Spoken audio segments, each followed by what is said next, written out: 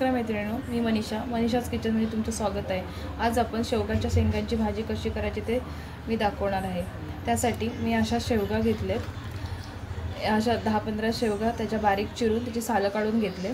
त्यामध्ये मी 2 बटाटे टाकणार आहेत बारीक चिरून, कांदा घेतला इथे आणि लसूण आणि कढीपत्ता घेतले। इथे कढई गरम करून त्याच्यामध्ये तेल ओतून घेतले, त्याच्यामध्ये मी जिरं टाकले, लसूण आणि कढीपत्ता टाकते।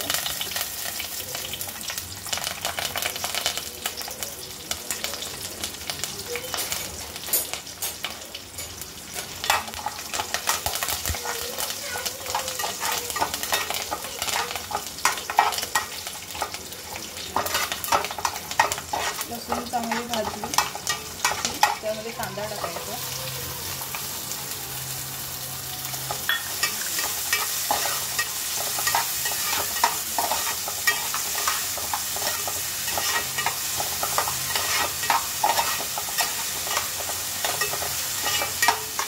कांदा आपण घालण्यासाठी थोडं मीठ टाकून घ्यायचं।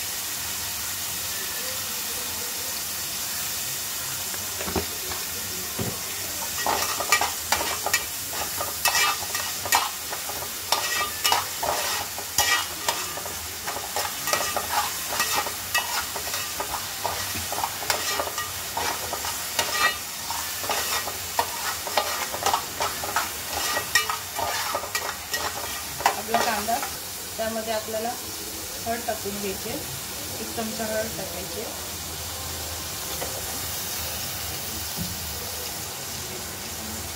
आपला मालवणी मसाला 2-3 चमचे टाकायचे,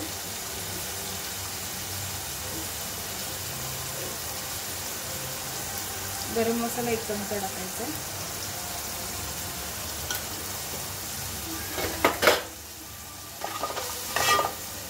त्याला चांगलं परतून घ्यायचं।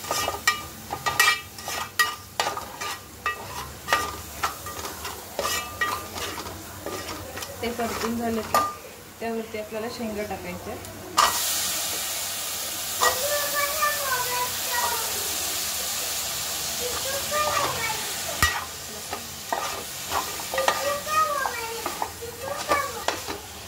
शेंगा टाकल्यानंतर आपल्याला त्याच्यामध्ये ते शेंगा परतून घेतल्या, त्यामध्ये आपल्याला जे 2 बटाटे आहेत ते टाकून घेतले। बटाटा ह्यासाठी टाकायचा की थोडीशी टेस्ट जरा चेंज अशी होते। हे परतून घ्यायचं आणि ते थोडं वाफायला ठेवायचं, जरा शिजायला, त्याच्यावरती पाणी ठेवायचं ताटावरती वाफायला। पाणी ठेवलं होतं वाफायला, ते गरम झाले, तेच पाणी आपण त्या भाजीमध्ये ओतायचं।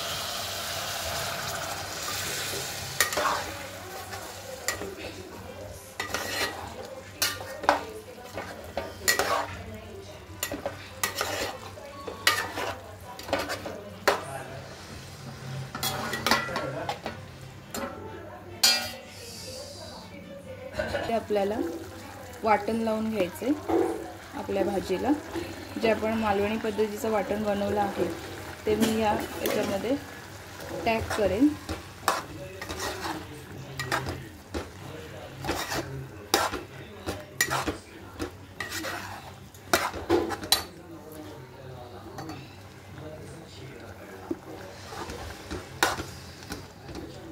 मैत्रिणींनो, आपण अशा पद्धतीने शेवगाच्या शेंगांची भाजी बनवलेली आहे।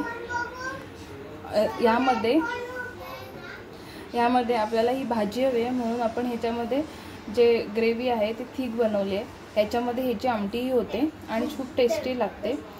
आणि हे मी तेलावरती ह्या शेंगा का टाकल्या तर त्या शेंगांमध्ये उग्रसपणा असतो म्हणून तेलावरती परतलेल्या आहेत। असेच आपल्या रेसिपींना प्रेम द्या, लाईक करा, कमेंट करा आणि अजून कोणत्या जर रेसिपी हव्या असतील तर मला त्या सांगा कमेंटमध्ये। माझ्या व्हिडिओला लाईक करा, सबस्क्राईब करा आणि कमेंट करून शेअर करा। थँक्यू।